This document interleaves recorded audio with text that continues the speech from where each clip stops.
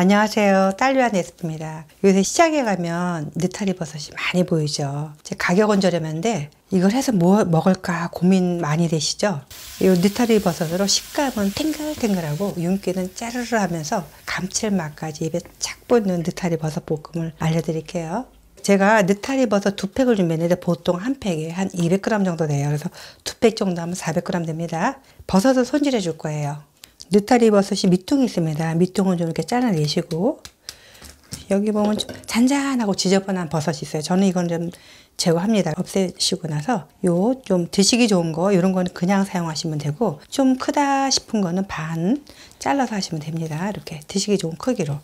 이게 이제 이따 한번 데칠 거라서 너무 잘게 자르면 이제 볼품이 없어요. 그러니까 큼지막하게 이렇게 자르시면 됩니다. 이제 쪽파나 부추가 있으면 조금 이 정도 넣어주시면 색도 이쁘고 맛도 좋아요. 이제 길이는 어느 정도 썼냐면은 느타리 버섯보다는 조금 짧게 썰어주시면 좋습니다. 없다 그러면 안 넣으셔도 돼요.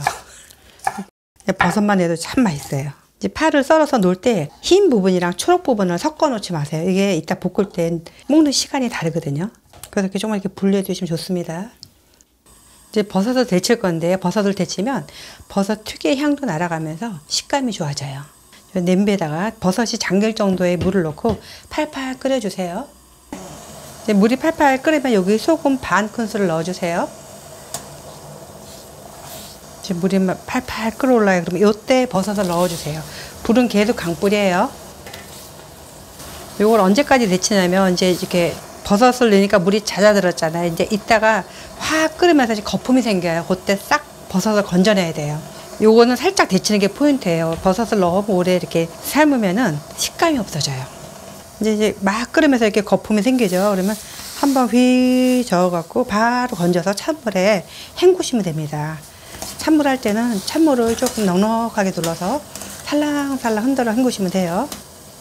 이렇게 만지니까 벌써 버섯이 탱글탱글해요. 이거를 비틀어 짜지 말고 이렇게 건져서 지그시 누르듯이 짜주세요.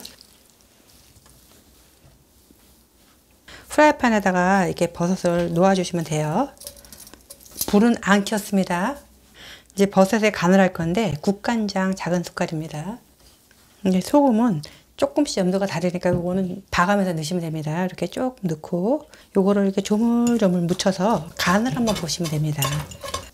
버섯 하나 드셔보세요. 이제 취향껏 간을 보시면 되는데 싱거운 것보다는 약간 간 있게 하시는 게 볶으면 더 맛있어요. 양념된 버섯을 한쪽 끝으로 이렇게 몰아 놓으시고 불을 강불로 켜주시면 됩니다. 그리고 식용유 한 3분의 2큰술 넣어주세요. 이제 간마늘 반 작은술이에요. 그래서 마늘 기름을 이렇게 내주시면 돼요. 이제 마늘이 이렇게 바글바글 끓기 시작하죠. 그러면 여기 아까 저희가 해놓은 버섯을 같이 이렇게 묻혀서 반질반질 볶아주시면 돼요. 저는 이게 한 번 하려고 좀 넉넉한 큰 프라이팬에 했습니다. 볶음 요리 할 때는 좀 큰 프라이팬이 좋아요. 열이 골고루 맞거든요. 언제까지 또 볶냐 궁금하시죠? 이렇게 해서 살짝 한 30초에서 한 1분까지만 볶아주시면 됩니다. 그러고 나서 제일 먼저 넣어야 될 게 뭐냐면 아까 저희가 분리해 놓으라는 쪽파 흰 부분이에요. 이걸 넣고 같이 볶아주세요. 요거는 조금 익혀야 되잖아요. 그래서 먼저 볶는 겁니다. 불은 약간 중불로 줄여주세요. 파가 좀 어느 정도 익었습니다. 여러분 초록 부분도 넣고요. 불은 중불입니다. 참기름 반 큰술이에요. 가른게 3분의 2큰술이요. 한번 휘 이렇게 볶으셔갖고 불을 꺼주시면 됩니다. 이제 봄이라 이제 가볍게 드시고 싶은 음식이 있을 때 이렇게 드시면 너무 맛있어요. 이렇게 드시면 건강에도 좋고 아주 맛있는 반찬이 완성이 되었습니다.